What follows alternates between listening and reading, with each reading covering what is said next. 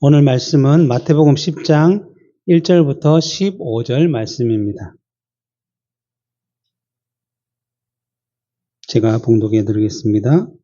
예수께서 그의 12제자를 부르사 더러운 귀신을 쫓아내며 모든 병과 모든 약한 것을 고치는 권능을 주시니라. 12사도의 이름은 이러하니 베드로라 하는 시몬을 비롯하여 그의 형제 안드레와 세베대의 아들 야고보와 그의 형제 요한, 빌립과 바돌로메, 도마와 세리마테, 알페오의 아들 야고보와 다데오, 가나나인 시몬 및 가룟 유다, 곧 예수를 판 자라. 예수께서 이 12를 내보내시며 명하여 이르시되 이방인의 길로도 가지 말고 사마리아인의 고을에도 들어가지 말고 오히려 이스라엘 집의 어린 양이기로 가라.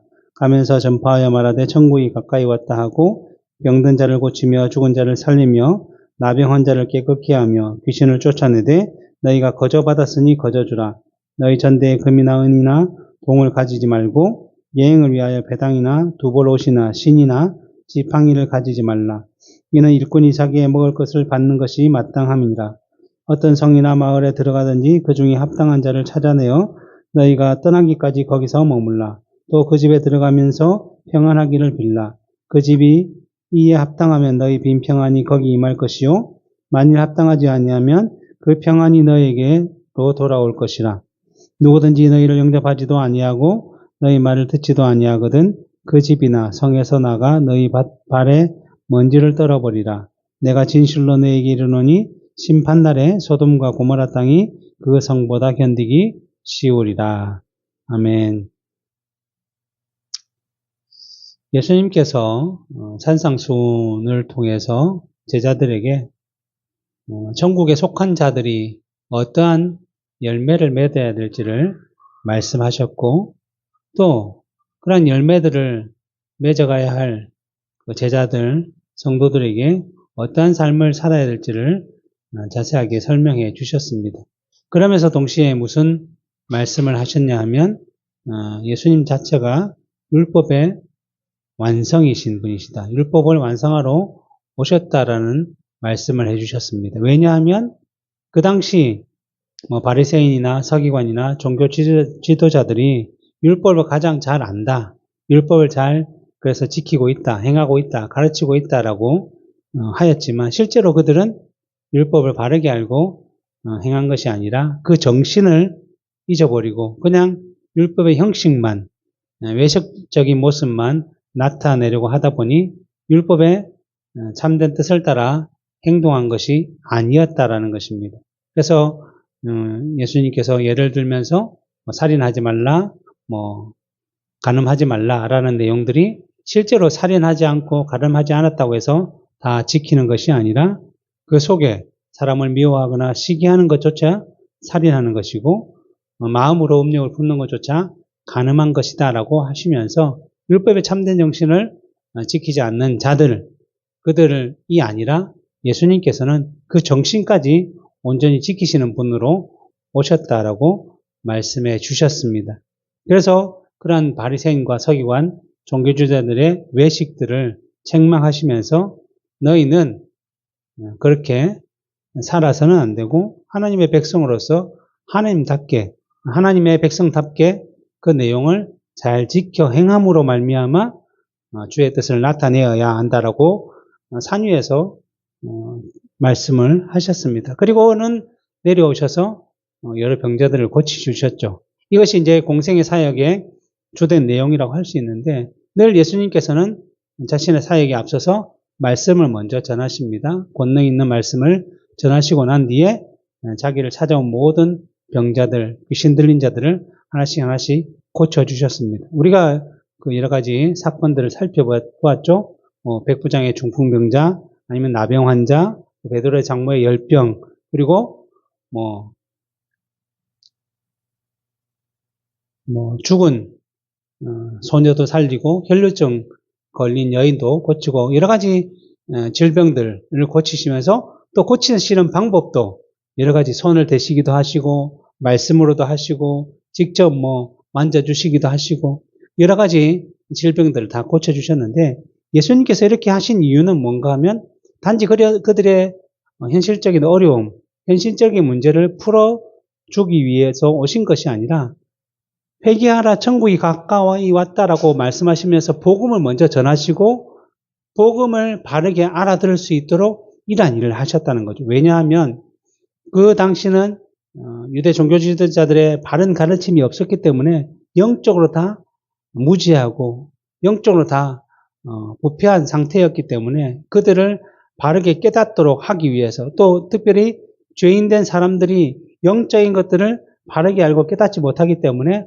언제나 어린아이들에게 다른 것을 통해서 진실을 가르쳐 주듯이 예수님께서도 그들의 병을 고치시면서 그들의 죄의 근원을 고치시는 분이 바로 하나님이신 예수님이시다는 사실을 가르쳐 주기 위해서 그러한 공생의 사역을 하신 것입니다. 물론 그렇게 한다고 해서 모든 사람들이 다 이것을 다 깨닫고 돌아온 것은 아니지만 계속적으로 그러한 하나님의 백성들을 찾기 위해서 예수님께서는 그렇게 하셨고 더 나아가서는 정말 죽은 자도 살리고 바람과 바다도 잔잔하게 하시는 모습을 통해서 예수님이 바로 하나님이시며 내가 곧 너희의 메시아이며 그리스도다라는 사실을 가르쳐 주셨습니다. 그래서 그것을 안 자들은 하나씩 하나씩 주를 찾아와서 믿음의 고백들, 신앙 고백들을 나타내고 그럴 때마다 예수님께서는 너의 믿음이 너를 구원하였다. 내가 이만한 믿음을 이스라엘에서 본 적이 없다라고 하시면서 이 모든 일들이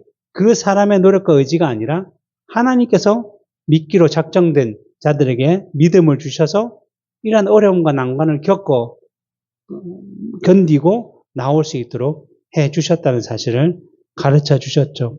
이러한 일들을 예수님께서 공생의 사역을 통해서 말씀해 주셨는데 그 말씀 공생의 사역이 이제 곧 예수님께서는 이 땅에서 3년 반 동안만 계시고 이제 하늘로 구원을 성취하시는 하늘로 올라가실 것이니까 그 일들을 대신할 사람들을 이제 보여주셨다는 거죠. 오늘 본문을 보면 예수께서 그 12제자를 부르사 우리가 잘 알고 있는 12제자들이죠. 그들에게 더러운 귀신을 쫓아내며 모든 병과 모든 약한 것을 고치는 권능을 주셨다라고 말씀합니다. 이 권능이 뭐죠? 예수님께서 하셨던 일이죠. 공생의 사역을 통해서. 그런데 그 권능을 누구에게 주었다고요? 제자들에게 주었다는 거예요. 이 제자들은 누구냐면 그냥 일반적인 사람들이 아니라 예수님께서 부르셔서 세운 12제자. 우리가 다른 말로는 12사도라고 부르는 사람. 12사도. 그래서 이들은 예수님으로부터 사도로 세우심을 받은 자들이기 때문에 예수님께서는 특별히 이 사람들에게만 그러한 권능을 주셨다는 거죠. 이것을 우리는 다른 말로 표현하면 비상직분이라고 표현합니다. 왜냐하면 그 시대에 비상하게 이 사람들에게만 주신 직분이죠. 왜냐하면 그 이후에는 사도 바울 외에는 예수님을 만나서 그 사도로 부름을 받은 자들이 없었다는 거죠. 없었기 때문에 이 시대에만 주신 비상 직분을 가지고 있습니다.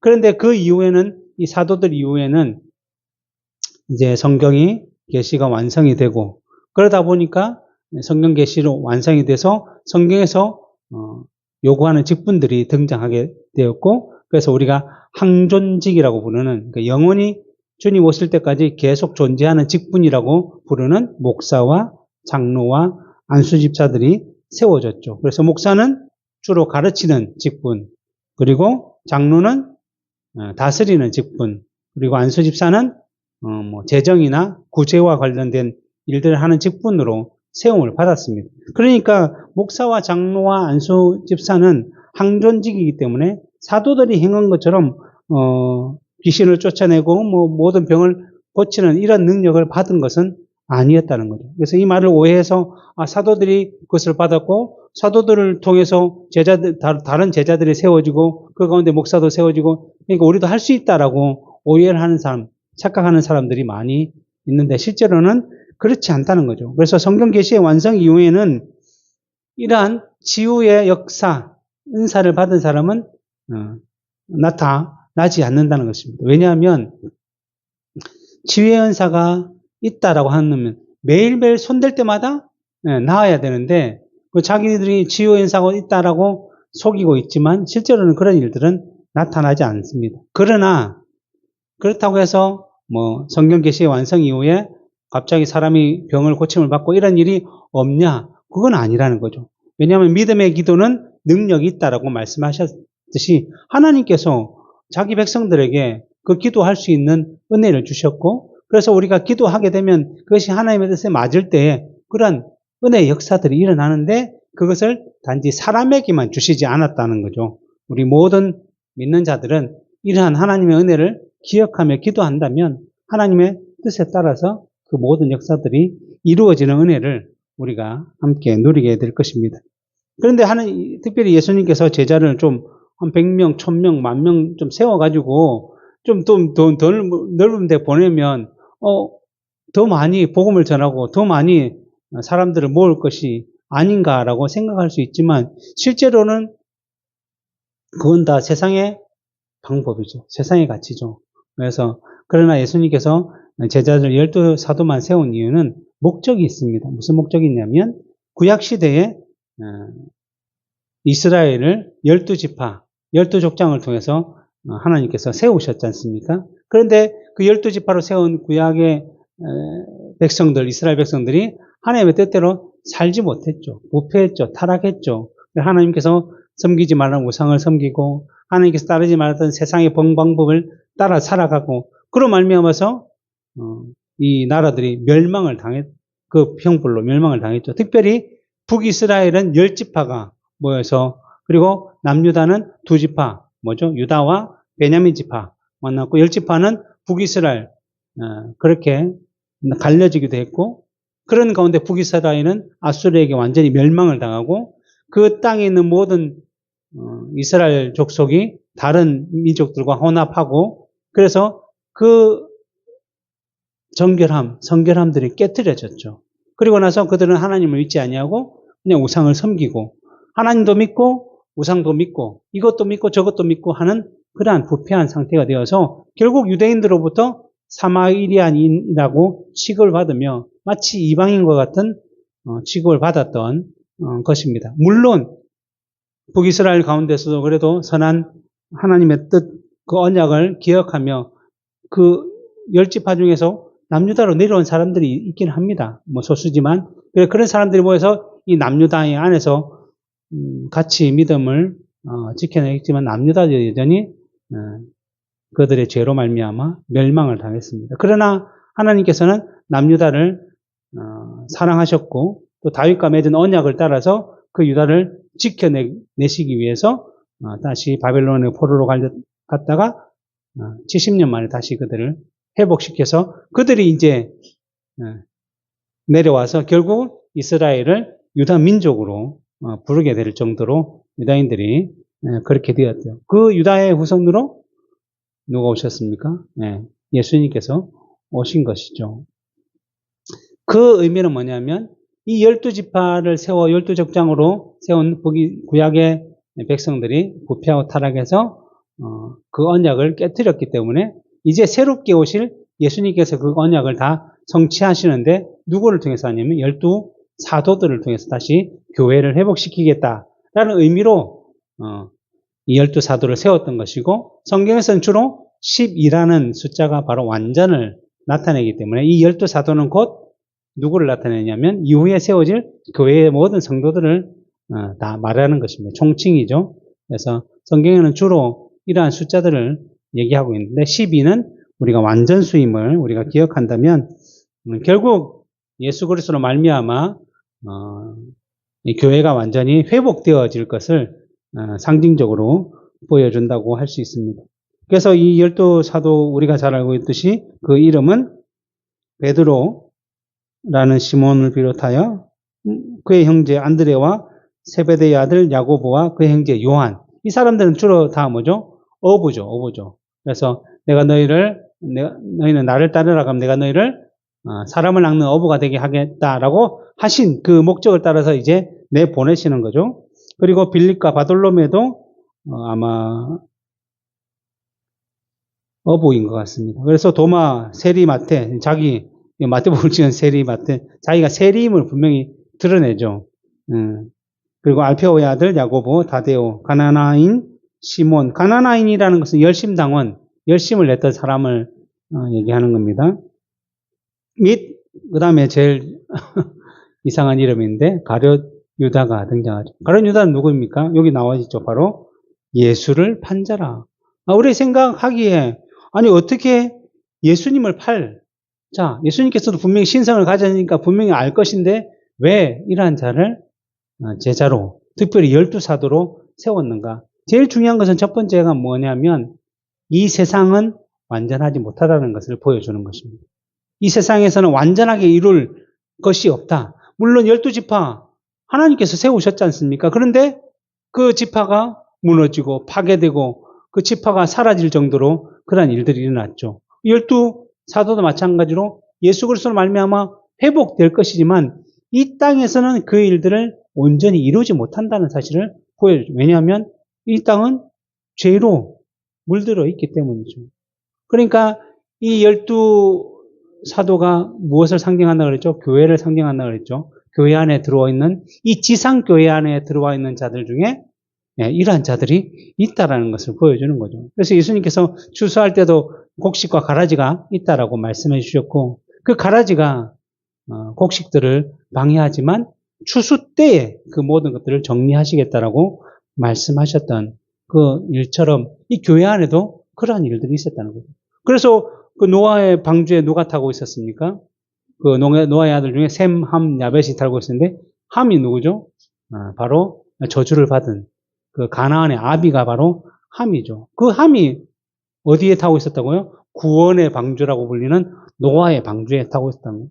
우리가 생각하기는 그 당시 하나님의 아들들이 사람의 딸들의 아름다움을 보고 자기 마음대로 살아가며 육신적인 정욕적인 생각만 하며 살아가면서 모든 세상 사람들이 다 심판을 받을 때 딱 8명만 구원받았는데 그 8명 중에 들어있다면 얼마나 대단한 일이겠습니까? 그런데 그 가운데 함이라는 자가 있었다는 것이고 결국 이 사람도 하나님의 택함을 받지 못했기 때문에 그 아들 가나안이 같이 저주를 받게 되었고 그것이 결국 가나안 땅에 이들이 머물러 있다가 이스라엘 백성들이 애굽에서 가나안 와서 그들을 진멸시키고자 하는 이러한 일까지 초래했다는 거죠. 결국 교회 안에 있다라고 해서 모두 다 택함을 받고 모두 다 천국 하나님 나라에 가까이 갈 수 없다는 사실을 누구를 통해서 보여주냐면 이 가룟 유다를 통해서 보여주고 있고 그러면 그것이 우리에게 뭐가 돼야 됩니까?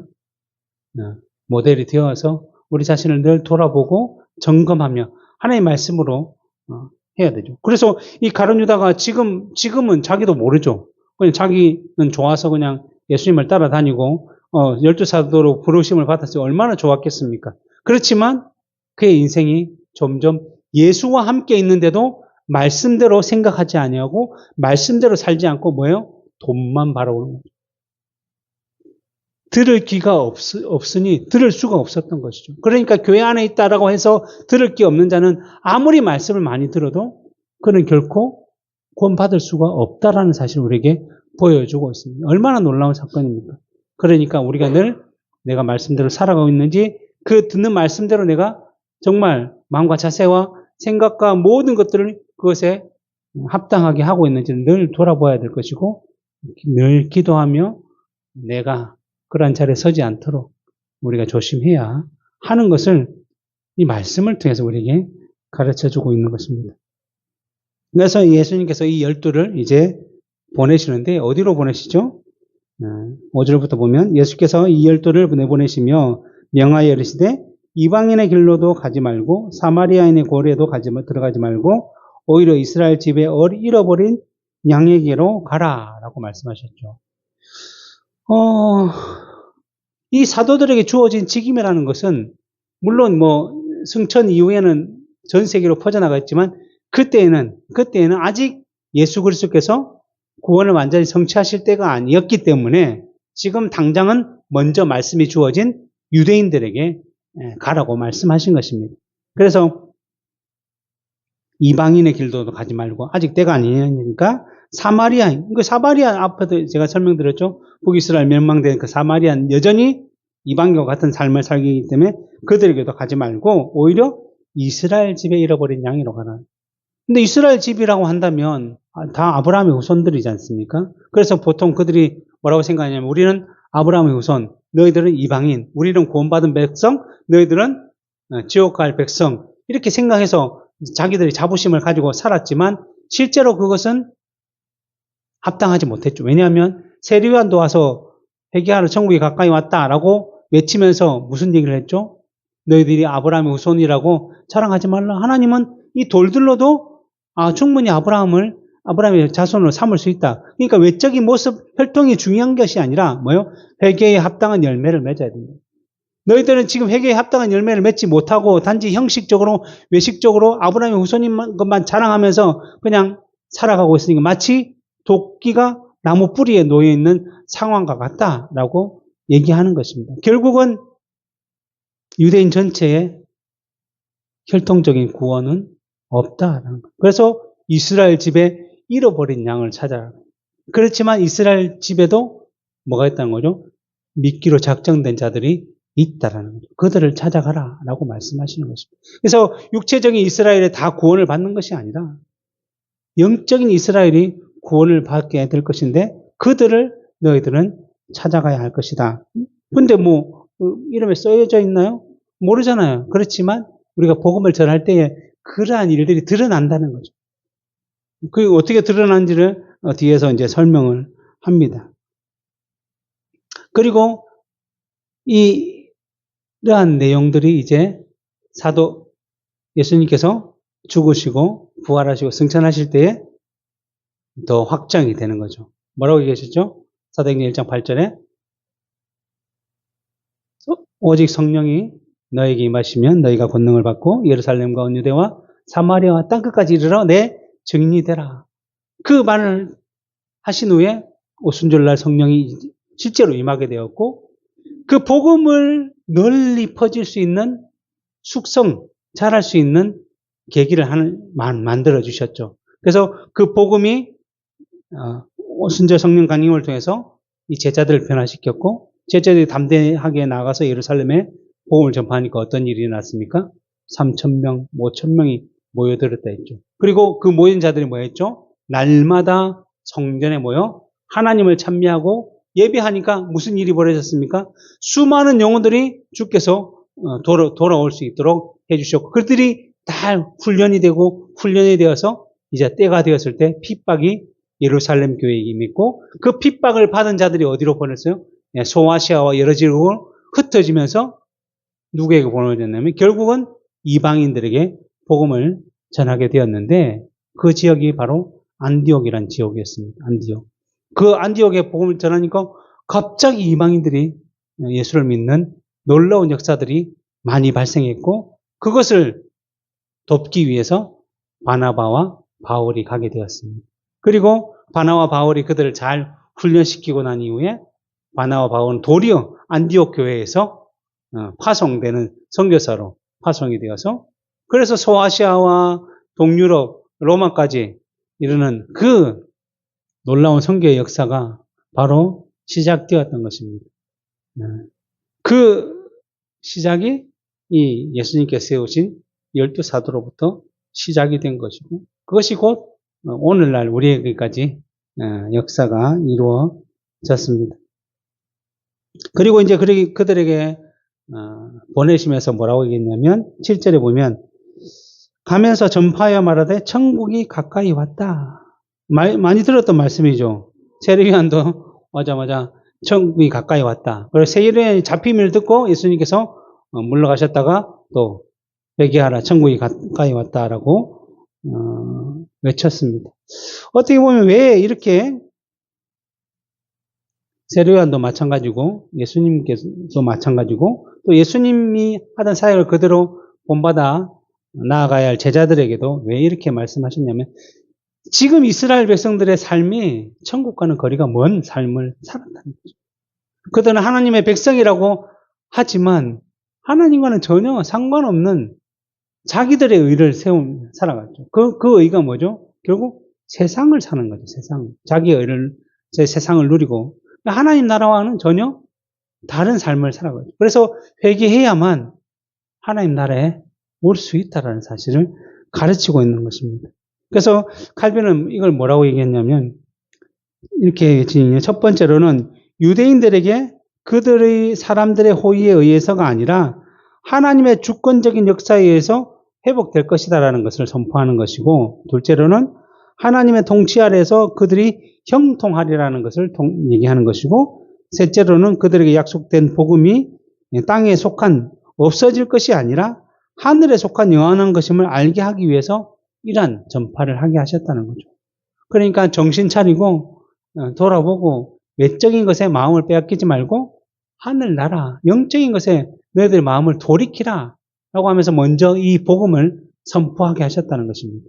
왜냐하면 예수님께서도 먼저 말씀을 선포하시고 난 이후에 사람들을 고치셨던 것처럼 제자들도 똑같이 할 수 있도록 하라는 거죠. 그리고서 전파하고 난 뒤에 뭐라고 하랬습니까? 8절에 보면 병자를 고치고 죽은 자를 살리며 나병 환자를 깨끗하게 하게 하며 귀신을 쫓아내되 너희가 거저받았으니 거저주라. 이 말이 바로 예수님이 하던 사역을 그대로 하라는 거죠. 이런 일을 할 수 있도록 예수님께서 권능을 주셨다는 것입니다. 물론 예수님께서 완전하게 하셨던 것처럼 그들도 완전하게 그 일들을 행한 것은 아니라고 할 수 있지만 그들의 수준에 맞게서 하나님께서 보내주시고 인도해 주셔서 그들로 하여금 그 일들을 잘 감당하도록 하신 것이죠. 결국 이 일들을 통해서 너희가 거저받았으니 거저주라는 것은 내 능력으로, 내 노력으로, 내 힘으로, 내 지혜로 하는 것이 아니라 예수님께서 주셔서 예수님의 능력을 따라 행한 것이니 이 일을 통해서 내가 높임을 받는다거나 내가 무엇을 챙기가서는 안 된다라는 것이죠. 사도행전에 보면 제9시 기도 시간에 성전에 기도하러 가다가 베드로와 요한이 누구를 만났습니까? 나면서 걷지 못하는 자를 만났죠. 그래서 그 나면서 걷지 못한 자가 베드로와 요한을 보고 저 사람이 나한테 줄 것이 있는가라고 쳐다보니까 베드로와 요한이 내가 너에게 줄 건 없고 금강음은 나이가 없지만 내가 예수 그리스도의 이름으로 너를 명하노니 일어서라. 그러니까 그가 일어나게 되었던 거죠.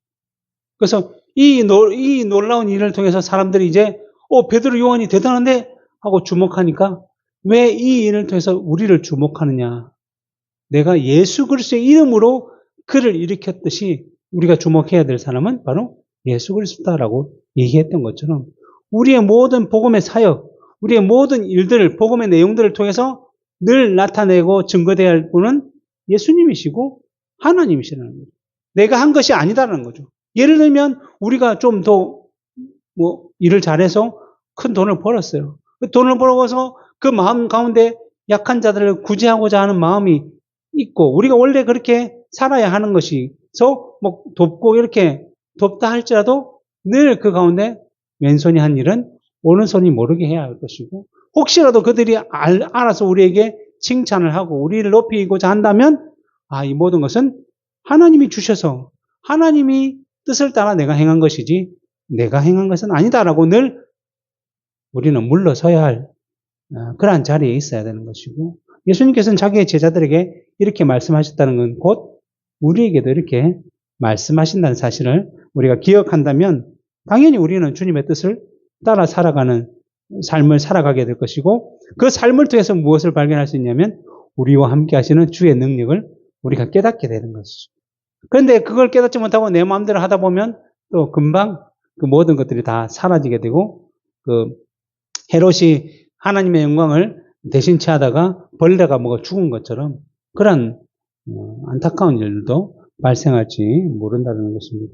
그래서 주의 뜻을 따라 우리가 나아갈 때 거저받았으니 거저주는 삶을 살아야 될 것이고 또 더 나아가서 놀라운 것은 뭐냐면 이런 일들을 통해서 그 마태복음 7장에서 이렇게 하죠. 사람들이 와서 7장 21절 23절에 보면 나더러 주여 주여 하는 자마다 천국에 들어갈 것이 아니요 다만 하늘에 계신 내 아버지 뜻대로 행하는 자라야 들어가리라. 왜냐하면 그날에 많은 사람들이 나더러 이르되 주여 주여 우리가 주의 이름으로 선지자 노릇하며 주의 이름으로 귀신을 쫓아내며 주의 이름으로 많은 권능을 행하지 아니하였나이까 하리니 그때에 내가 그들에게 밝히 말하되 내가 너희를 도무지 알지 못하리니 불법을 행하는 자들아 내게서 떠나가라.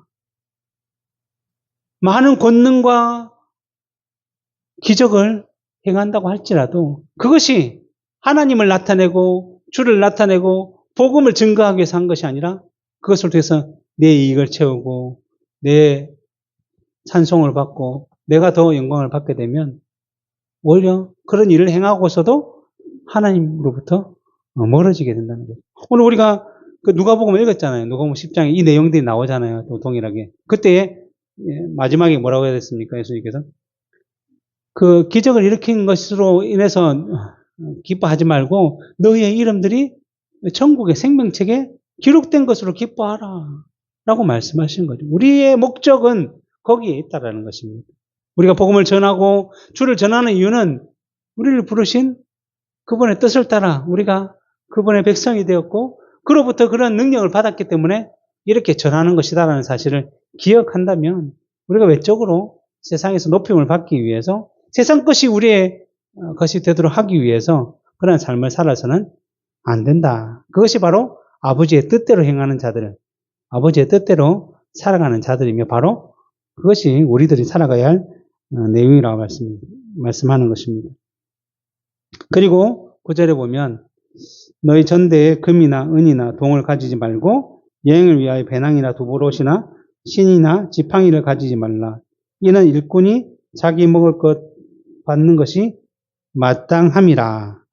어떤 성이나 마을에 들어가든지 그 중에 합당한 자를 찾아내어 너희가 떠나기까지 거기 머물라라고 말씀하고 있습니다. 이 말은 뭐냐면 우리가 복음을 전하고 선교를 떠나게 될 때 아무것도 그냥 가지지 말고 그냥 무턱대고 가라 이런 내용이 아니라 이 내용은 뭐예요? 중심은 외적인 것에 마음을 쓰지 말고 복음을 전하는 일에 더 우선순위를 두고 행동하라라는 거예요. 왜냐하면 뭘 가져가면 뭘 많이 이렇게 되면 챙기게 이것도 챙겨야 되고 저것도 챙겨야 되고 그러면 신경이 다 분산되잖아요. 분산되고 우리가 해야 될 일에 더 집중하지 못하게 된다는 거죠. 그러니까 늘 우선순위를 하나님의 말씀을 전하고 복음을 전하는 일에 더 집중하게 되면 어떤 일이 발생한다는 거죠? 그곳에 가면 그것을 도와줄 예비할 하나님이 보내신 자가 있다라는 거죠. 우리가 그것을 기대할 때에 그것을 기억하고 간다면 우리는 아무 걱정 없이 어디로 갈 수 있죠. 그런데 만약에 그러한 걱정을 내가 가지고 있다면 저희가 추우니까 바깥도 챙겨야 되고 저희가 더우니까 다른 거 챙겨야 되고 저기는 또 벌레가 많으니까 뭘 챙겨야 되고 이렇게 되면 우리의 마음이 복음을 전하는데 온전하지 못하다는 것이죠. 그러나 우리가 선교사로 머리 안 간다. 우리가 인생 가운데 살아가는데 이것을 어떻게 적용하느냐라는 문제는 뭐냐면 우리가 그의 나라와 그의 의를 구하면 뭐예요? 이 모든 것은 너에게 더하시겠다. 예수님께서 말씀하셨죠. 마태복음 6장에서 너희는 무엇을 먹을까? 무엇을 마실까? 무엇을 입을까? 염려하지 말라. 이건 다 누가 하는 거예요? 이방인들이 하는 거예요. 하나님 없이 살아가는 자들은 자기 스스로 살아가야 하니까 자기가 성을 쌓고 자기가 돈을 벌고 자기가 수고하고 자기가 노력해야 되지만 우리는 뭐예요?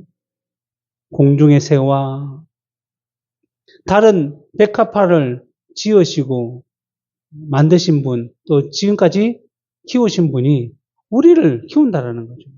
우리는 그것을 기억한다면 그러한 것에 대한 염려는 다 내려놓고 우리가 주의 뜻을 따라 살아간다면 하나님은 그에 합당하게 우리를 먹이시는 것입니다.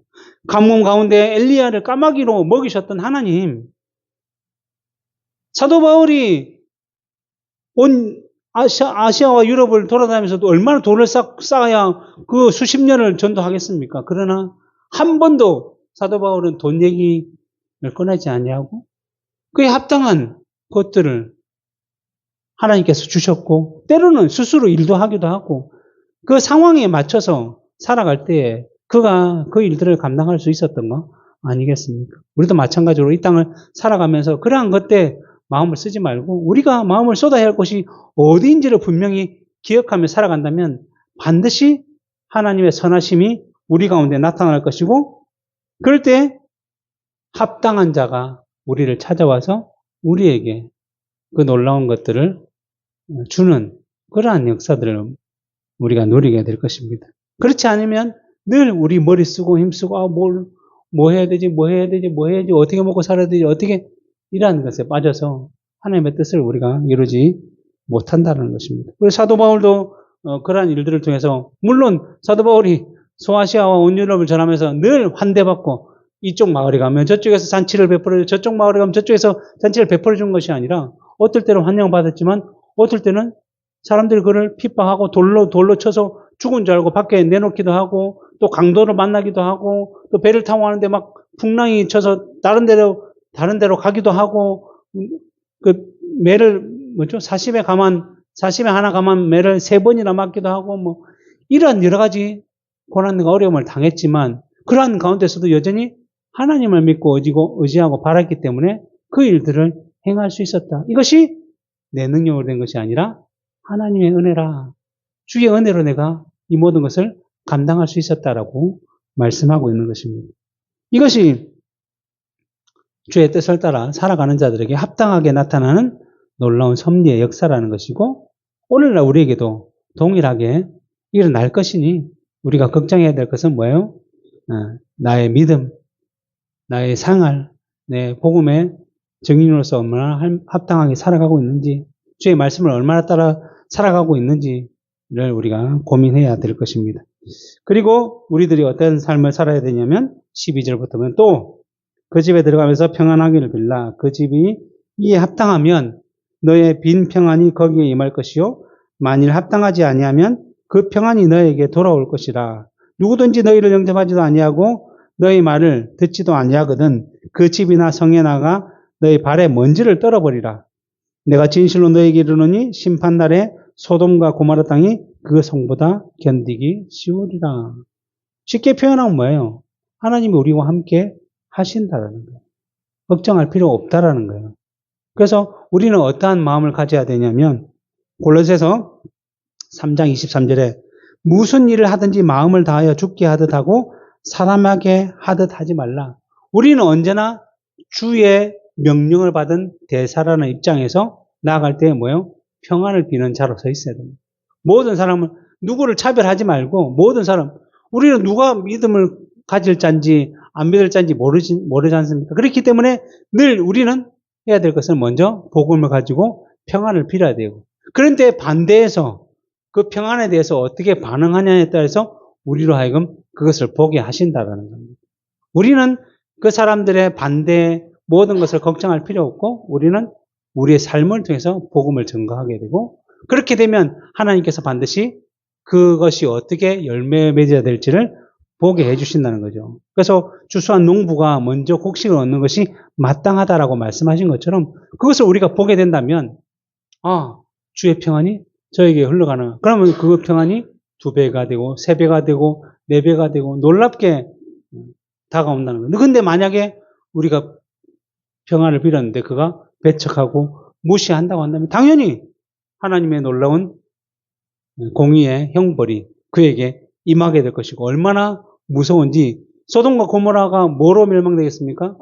불과 유황못으로 하늘에서 불이 떨어져서 죽었던 그 모든보다 더 악한 형벌이 그에게 떨어질 것이다 라고 하니까 우리가 결코 두려워할 필요 없죠. 내가 예수를 믿는데 이렇게 할 필요가 없는 거예요. 우리는 담대하게 예수를 믿는다는 사실을 기억하고 우리 친구들이 모든 사람들에게 그것을 당당하게 전해야 될 것이고 그럴 때에 그 모든 결과는 주께 맡기고 우리는 모든 사람에게 늘 평안을 빌며 이런 일들을 함께 된다면 반드시 하나님께서 그에 대해 합당한 보응을 해주신다라고 말씀하는 것입니다. 그리고 우리가 빈 평안이 그들의 무시로 인해서 우리에게 더 깊이 드러나게 될 것이고 그로 인해서 우리가 믿음이 더 자라고 성숙하는 놀라운 역사도 있을 것입니다. 자, 오늘 본문은 12제자를 12사도를 이 복음의 길로 보내신 것입니다. 예수님께서 하셨던 그 사역을 따라 그들로 하게 하였던 것이죠. 이런 일들이 사도들에게 주어진 사명이라고 한다면 오늘날 우리는 우리 각자의 삶 속에서 예수를 드러내고 하나님의 살아계심을 보여주고 내가 하나님의 사람이며 내가 하나님의 말씀대로 살아가고 있다라는 복음의 증인으로서의 삶을 살아가는 것이 바로 우리에게 주어진 사명입니다. 늘 얘기하듯이 우리의 삶을 통해서 쟤는 예수를 믿는 사람이 맞아? 그리스도인이 맞아? 라고 살아가면 안 되는 것이고 분명하게 우리는 하나님을 믿는 사람임을 나타내는 삶을 살아가는 것이 바로 우리에게 주어진 사명입니다. 그런데 그러한 일들을 통해서 우리는 때로는 기쁨을 누리기도 하고, 역시 너는 예수 믿는 사람이구나. 그래, 너 삶을 보니까 나도 너를 이끄시는 하나님을 알고 싶다 하는 기쁨의 메시지도 들을 수도 있고, 때로는 무시하기도 하고, 또 때로는 그런 일들을 통해서 우리가 누려야 될 것들을 못 누리고 손해를 보기도 하고, 여러 가지 또 뭐 고난도 당하고 밖에도 에휴 뭐 그런 걸 믿냐고 비난을 받기도 하긴 하지만, 이 모든 일들을 통해서 무슨 일이 일어나는 거예요? 하나님의 영광이 드러난다는 것입니다. 그래서 때로는 거절하는 자들은 하나님의 공의의 영광이 나타날 것이고, 때로는 그 복음을 받은 자들에서는 하나님의 은혜의 영광이 드러나게 될 것이니, 우리는 우리에게 그러한 일이 주어졌다는 사실을 기억한다면 주의 뜻을 따라 이것을 잘 감당하며 끝까지 이 일들을 지키고자 하는 삶을 살아야 할 것입니다. 그래서 이러한 일들을 통해서 우리가 점점 더 하나님을 증거하고 복음을 증거하는 삶을 살아가면 마지막에 앞에서도 얘기했듯이 내가 너희를 도무지 알지 못하더나 불법을 행한 자들아 라는 말씀이 아니라, 착하고 충성된 종아 내가 작은 일에 충성하였으니 내가 더 큰 것으로 너에게 맡기리니 주인의 즐거움에 참여할지어다 라는 그 놀라운 은혜의 말씀을 듣고 그 자리에 이를 수 있으리라고 믿습니다. 이러한 믿음의 삶이 우리 각자의 삶 가운데 점점 더 풍성하게 드러내는 그러한 복된 삶을 살아갈 수 있기를 바랍니다. 기도하겠습니다.